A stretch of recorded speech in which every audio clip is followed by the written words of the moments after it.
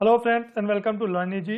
दोस्तों, ये हमारी आधुनिक भारतीय इतिहास की श्रृंखला का 5वां वीडियो है। पिछले वीडियो तक में हमने बात की भारत में अंग्रेजी व्यापारियों के आगमन और उनके द्वारा स्थापित प्रमुख फैक्ट्रियों के बारे में। आइए आगे बढ़ते हैं और जानते हैं भारत में किस प्रकार अंग्रेजी साम्राज्य का स्थापत्य आरंभ हुआ। सबसे पहले बात करते हैं बंगाल में अंग्रेजी साम्राज्य का आधिपत्य। तो जो बंगाल था वो भारत का एक प्रमुख संपन्न राज्य था। बंगाल भारत का सबसे संपन्न राज्य था उस समय, ये कहा जा सकता है। और 1717 ईस्वी में बंगाल का जो सूबेदार था मुर्शिद कुली खां, उसने अपनी राजधानी परिवर्तित की। उसने अपनी राजधानी ढाका से बदलकर मुर्शिदाबाद बनाई। 1717 ईस्वी में मुर्शिद कुली खां ने अपनी राजधानी ढाका से बदलकर मुर्शिदाबाद बनाई। और 1727 ईस्वी में मुर्शिद कुली खां की मृत्यु के बाद इसका जो पुत्र था सुजाउद्दौला, वो बंगाल का नवाब बना। तो सुजाउद्दौला जो था वो बंगाल का नवाब 1727 ईस्वी में बना। इसने 1732 ईस्वी में अलीवर्दी खां को बिहार का उप सूबेदार बनाया। जो 1732 ईस्वी में अलीवर्दी खां था वो बिहार का उप सूबेदार बना। आगे बात करते हैं 1739 ईस्वी में सुजाउद्दौला की मृत्यु के बाद इसका जो पुत्र था सरफराज, वो नवाब बना।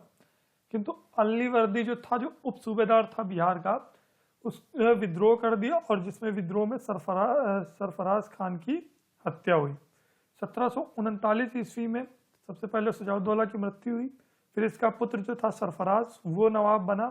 लेकिन जो बिहार का उप सूबेदार अलीवर्दी था उसने विद्रोह करके सरफराज खान की हत्या कर दी और 1740 से और स्वयं नवाब बना। और 1740 से लेके 1756 ईस्वी तक अलीवर्दी जो था वो बंगाल का नवाब रहा। अलीवर्दी का कोई पुत्र नहीं था, तो इसने अपनी पुत्री के पुत्र, मतलब अपने पौत्र जिसका नाम सिराजुद्दौला था, उसको अपना उत्तराधिकारी नियुक्त किया। अलीवर्दी ने अपना उत्तराधिकारी अपने पौत्र सिराजुद्दौला को नियुक्त किया। तो आइए जानते हैं सिराजुद्दौला के शासनकाल के बारे में। जिसका शासनकाल, जो समय काल था, वो 1756 ईस्वी से 1757 ईस्वी तक रहा। सिराजुद्दौला के अंग्रेजों से कटु संबंध थे। इसके संबंध अंग्रेजों के साथ बिल्कुल भी अच्छे नहीं थे और इसके कटु संबंध होने का मुख्य कारण यह था कि अंग्रेजों की मर्जी के बगैर दुर्गीकरण इसने करवाया था। जो दुर्गीकरण करवाया इसने अंग्रेजों की मर्जी के बगैर, यही इसके अंग्रेजों के साथ कटु संबंध का मुख्य कारण था। जिसका नतीजा ये हुआ कि प्लासी का युद्ध उसी का एक नतीजा था। तो प्लासी के युद्ध पे एक नज़र डालते हैं, जो भारतीय इतिहास में एक बहुत ही महत्वपूर्ण भूमिका रखता है। तो जो प्लासी का युद्ध हुआ यह 23 जून 1757 ईस्वी को, प्लासी के युद्ध की तारीख 23 जून 1757 ईस्वी 23 जून को यह युद्ध अंग्रेजों और सिराजुद्दौला के मध्य हुआ।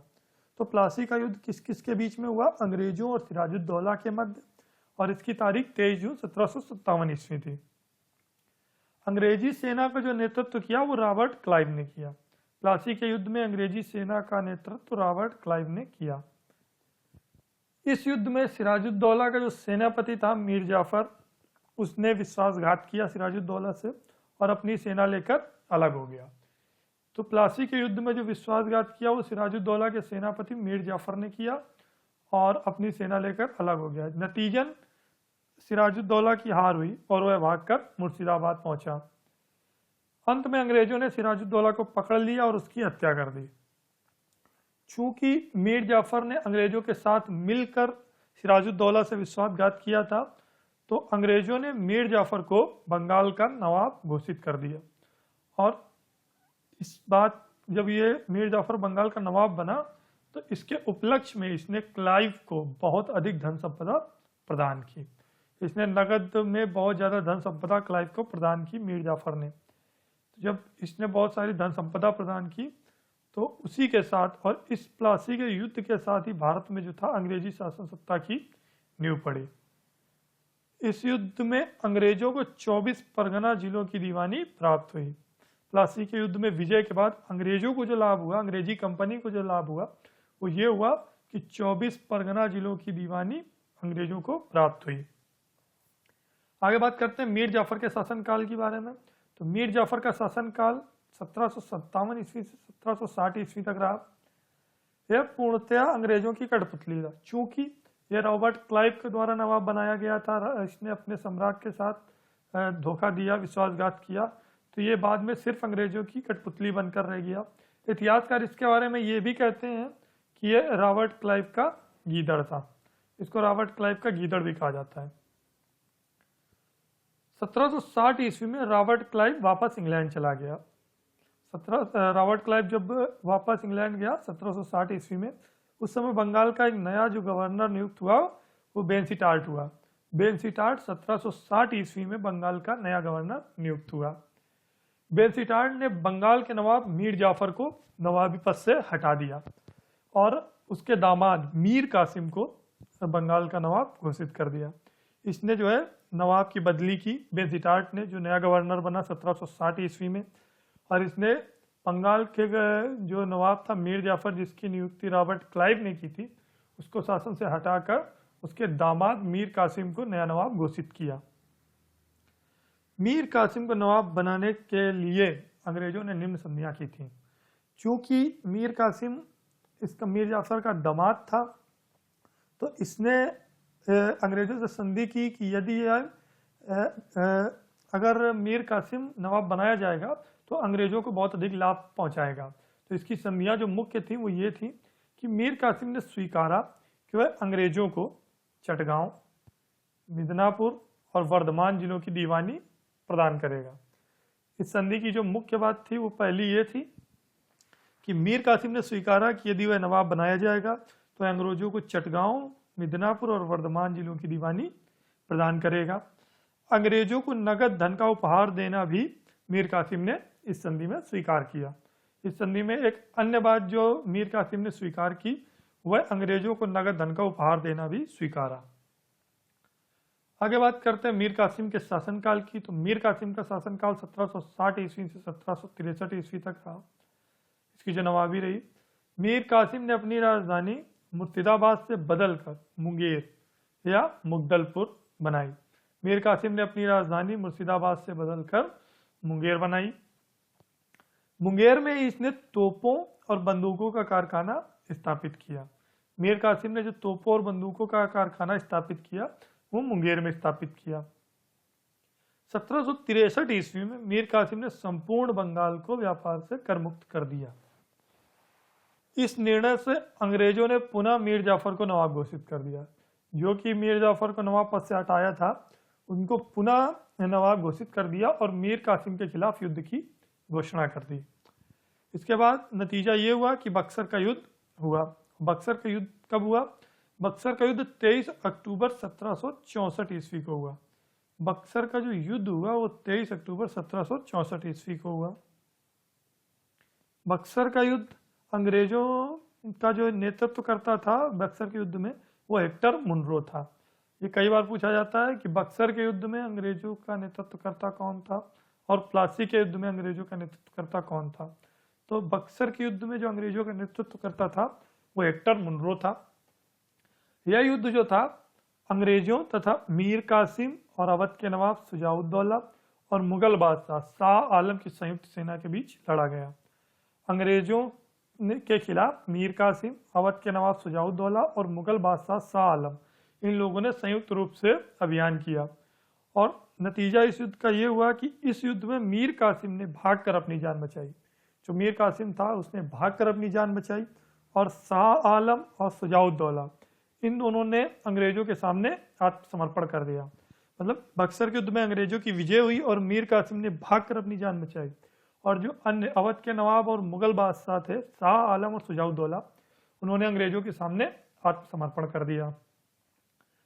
इस युद्ध के बाद एक बार पुनः मीर जाफर नवाब घोषित हो गया। मीर जाफर की मृत्यु जो हुई वो 5 जनवरी 1765 ईस्वी को हुई। मीर जाफर की मृत्यु 5 जनवरी 1765 ईस्वी को हुई। 1765 में रॉबर्ट क्लाइव पुनः भारत आया। जो 1760 ईस्वी में इंग्लैंड चला गया था वह पुनः भारत आया और इसने बंगाल के नवाब, अवध के नवाब और मुगल सम्राटों से विभिन्न संधियां की। इन संधियों पर एक बार नजर डालेंगे कि जब दोबारा रॉबर्ट क्लाइव भारत आया तो इसने बंगाल के नवाब, अवध के नवाब और मुगल बादशाहों के से क्या संधियां की। तो सर्वप्रथम इसने बंगाल के नवाब नजमुद्दौला से संधि की, जिसमें प्रशासन के सारे अधिकार कंपनी को होंगे। इसकी संधि की जो मुख्य विशेषता थी वो ये थी कि इस संधि में नवाब ने स्वीकारा कि प्रशासन के सारे अधिकार कंपनी के पास होंगे और नवाब को 53 लाख रुपए सालाना कर प्राप्त होगा। तो इस संधि के साथ ही बंगाल में द्वैत शासन का आरंभ हुआ। बंगाल में द्वैत शासन का आरंभ किस संधि के साथ हुआ? तो बंगाल में द्वैत शासन का आरंभ जो रॉबर्ट क्लाइव की संधि थी बंगाल के नवाब निजामुद्दौला के साथ, उससे हुआ, जिसमें बंगाल के नवाब ने स्वीकारा कि प्रशासन के सारे अधिकार कंपनी के होंगे और नवाब को 53 लाख रुपए सालाना कर प्रदान किया जाएगा या पेंशन प्रदान की जाएगी। और इस प्रकार बंगाल में द्वैत शासन का आरंभ हुआ। एक अन्य संधि पर नजर डालेंगे तो मुगल बादशाह शाह आलम द्वितीय से इलाहाबाद की प्रथम संधि 12 अगस्त 1765 ईस्वी को हुई। जो प्रथम संधि हुई मुगल बादशाह शाह आलम द्वितीय से 12 अगस्त 1765 ईस्वी को हुई। इस संधि में अंग्रेजों को बंगाल, बिहार और उड़ीसा की दीवानी प्राप्त हुई और नवाब को 26 लाख रुपए वार्षिक पेंशन दी जाने लगी। जो इलाहाबाद की प्रथम संधि थी वह 12 अगस्त 1765 को हुई। और इसमें जो मुख्य निर्णय हुए वो ये हुए कि अंग्रेजों को बंगाल, बिहार और उड़ीसा की दीवानी प्राप्त हुई और जो नवाब थे उनको 26 लाख रुपए वार्षिक पेंशन। इलाहाबाद की द्वितीय संधि जो थी वो अवध के नवाब शुजाउद्दौला से हुई, जो 16 अगस्त 1765 को हुई। इस संधि की मुख्य विशेषता ये थी कि इसमें कंपनी को अवध में करमुक्त व्यापार का अधिकार मिला। जो अंग्रेजी कंपनी थी, ईस्ट इंडिया कंपनी थी, उसको अवध में पूर्णतः करमुक्त व्यापार का अधिकार मिल गया। चुनार का किला और 50 लाख रुपए अवध के नवाब ने कंपनी को दिए, जो एक प्रकार का इसको कर स्वरूप मान सकते हैं या फिर इसको हर्जाने के स्वरूप। चुनार का किला और 50 लाख रुपए अवध के नवाब ने कंपनी को प्रदान किए। इस प्रकार ये जो थी दो मुख्य संधियां, इलाहाबाद की संधि प्रथम और इलाहाबाद की संधि द्वितीय हुई। तो इस प्रकार बक्सर और प्लासी के युद्ध के साथ ही बंगाल में जो है अंग्रेजों की शासन सत्ता स्थापित हो गई। अगले वीडियो में हम बात करेंगे अंग्रेजों के मैसूर से संबंध और अंग्ला मैसूर युद्धों के बारे में। So friends, don't forget to like this video, comments on this video and share this video, and for regular updates subscribe our channel. Thank you.